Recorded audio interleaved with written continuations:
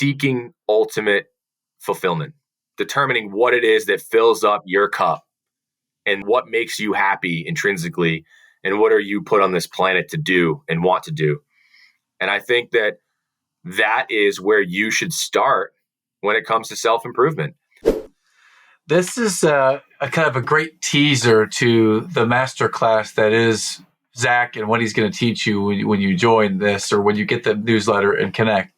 So it sounds good. I just signed up, everyone, because I'm always looking to learn from people who do exactly what Zach is doing. Real estate syndication is on the rise, but some people right now are not taking that plunge because they don't understand it, or they feel that it's just an insurmountable capital number I have to have. And it really can be simple. It really can be simple. Just got to take the first step. So, Zach, I'd love to ask you a few questions as we get near the end here in the lightning round. I'm curious if there is, let's just talk books for a second.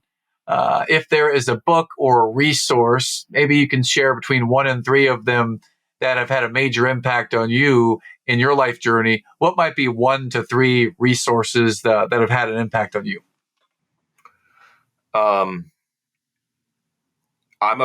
big into books. I actually, for the last 3 years, my goal was to read between 12 and 25 books a year for the last 3 years. And I don't think it's coincidence that in the last 3 years, I have made the largest strides in personal growth. I have made the largest strides in terms of financial independence, financial growth. I think I have made the largest strides in relationship building with others, networking, connecting, building friendships, relationships, business relationships. And I think those two things are very related. I think that it doesn't matter what the content itself is. What matters is there are two types of people in this world. And I think that you have to decide which one you want to be. I think that there is the person who wakes up every single day in a relentless effort for self-improvement. And I think that there are people who wake up every single day and are going through the motions and are happy to be complacent. And I think that if you're intentional about self-improvement, and that could be, it could be viewed in many ways. It could be improving your mental health. It could be improving your physical health. It can be improving your social relationships. It could be improving your financial literacy. It could be improving your knowledge on nutrition. It could be improving your knowledge on learning a skill. There's so many ways in which you can improve. And I think that what it comes down to is, I'm going to kind of hit on the book piece here, which is a book that was really impactful to me in my early teen years is a book called The Alchemist. And it's all about, it's more of like a fairy tale book than it is like this like nonfiction, like, real dry kind of info heavy content. And what it's about is it's about seeking ultimate fulfillment, determining what it is that fills up your cup and what makes you happy intrinsically and what are you put on this planet to do and want to do. And I think that that is where you should start when it comes to self-improvement, because there's nothing that's going to motivate you more to improve than doing something that you intrinsically love. And I think that was a huge eye opener for me. I went to school for finance, and I was passionate about not being in debt, but I also was extremely passionate about taking care of myself physically, mentally, and optimizing my health through, what I feed myself in nutrition.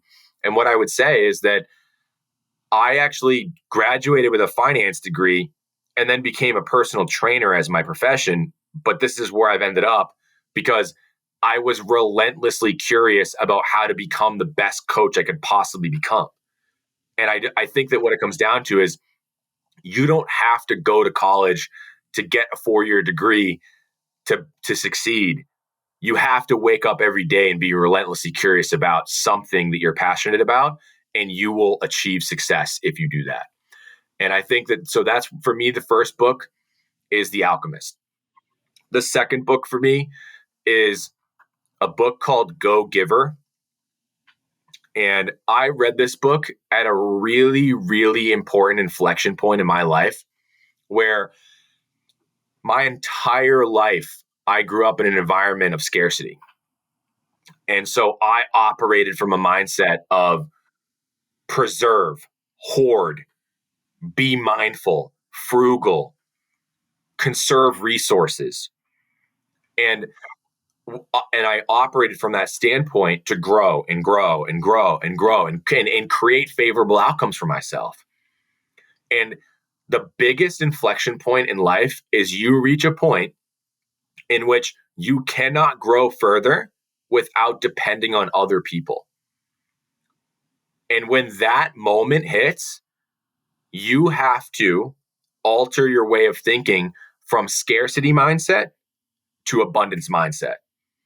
And the only way for you to take it to that stratosphere level is to take all the people that you depend on in your cohort that show up to grind for you, to go to bat for you every day. And you got to incentivize those people to care about the outcomes that you care about. And now what you're doing is you're giving up resources to get those people to row the boat in the same direction as you. And I think that that is operating from you understanding you're going to get a lot farther with 10, 15, 20, 30 people rowing the boat in the same direction rather than you just simply rowing faster.